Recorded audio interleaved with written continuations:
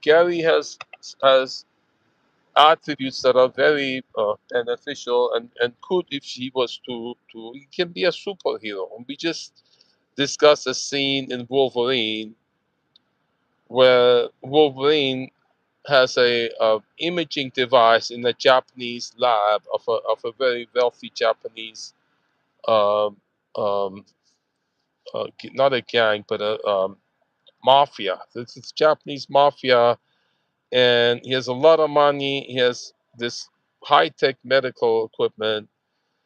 He can see the device like a nano robot in his heart that's robbed him of a superpower. And Gary's got that in him. And I just told him in the parking lot, I know a procedure, not medically, but I know a way that I have training that we can get to it. Should he be willing to do it? There's something in him, an agenda. And we did discuss it. There was another caregiver with their patient, and they were going through the same thing, that the caregiver had some malicious agenda. In this case, it's in him. It's in the patient doesn't want to receive. He could if he chooses to. And then he has that choice. Gary, if he does it willingly, there is a remedy for this condition, and then it can only work if he chooses to receive. And we're all familiar with people like my mother who receive, have there's a solution, but they refuse it because they have investment in failure, and which is what part of a lot of scams. A squatter moves in, wants it to fail so they can blame the landlord. That's why his own therapist, when Gary was asking for support with that course we're taking, How We Love, and Joanne, his therapist, was saying, I want to do what Gary wants to do. When Gary was asking about that, Joanne said, no, I want to look at the agreement because she wants that agenda in this country because of lawsuit abuse and scams, what I've been through, tendencies to want to make it when a tenant moves into a landlord's house to not to cooperate, to screw it up and say is the landlord didn't live up to the obligation instead of helping work it out. And so Jeff, I think his brother, family member, when he was on the phone, I'm talking to him. He doesn't even acknowledge me. He says, Gary, talk to me later.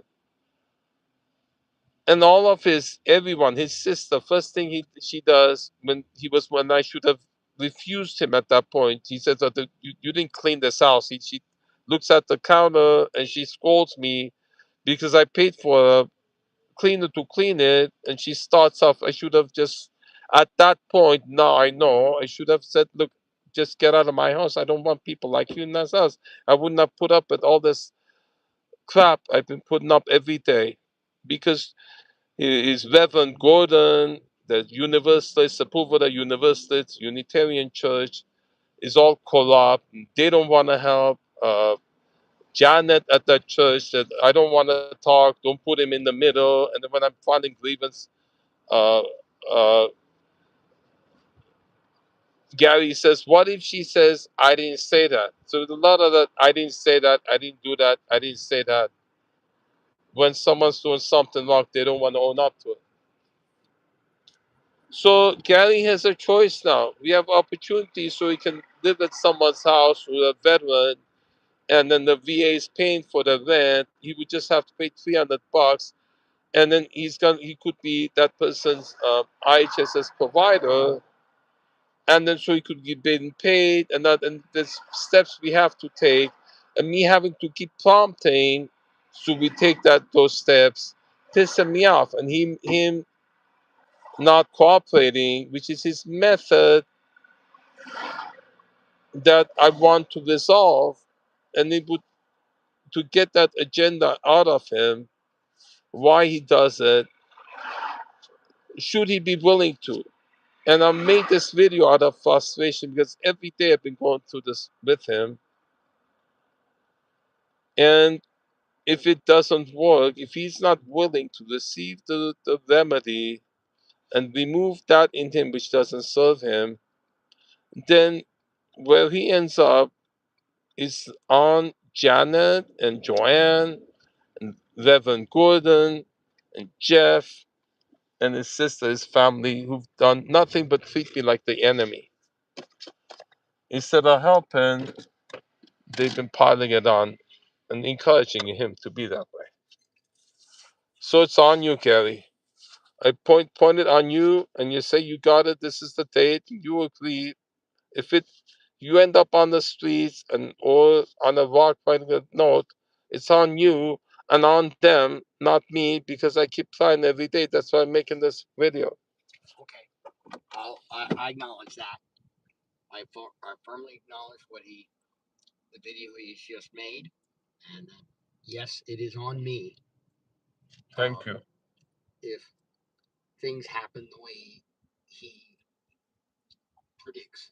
So, as I told you, he has that positive side that he's so honest, and that metaphor we use in that scene in Star Trek that I once, me and my dad did that scene. I performed that scene. Captain Picard says to Wesley Crusher, if your highest obligation isn't to the truth, you don't belong in that uniform.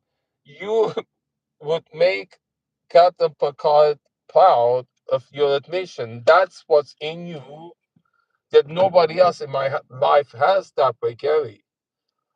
I'm not kidding you. That sounds like it's like I'm serious about this. Me and my dad would watch Star Trek every weekday.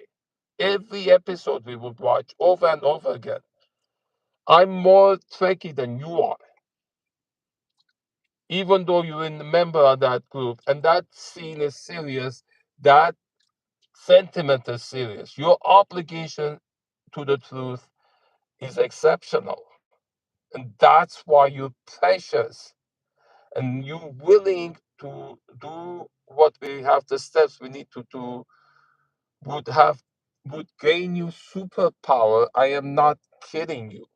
Because you're the way you are, because you witness to what we've been through, you being honest as you just were can have tremendous value for so many. And I believe in you, Gary. I believe you can do it because so many that are different, like you and I, we could be helping them. That's my intention, and I hope it's yours too. And that would give you purpose to do it for them, even though people in your life are encouraging you in that other direction.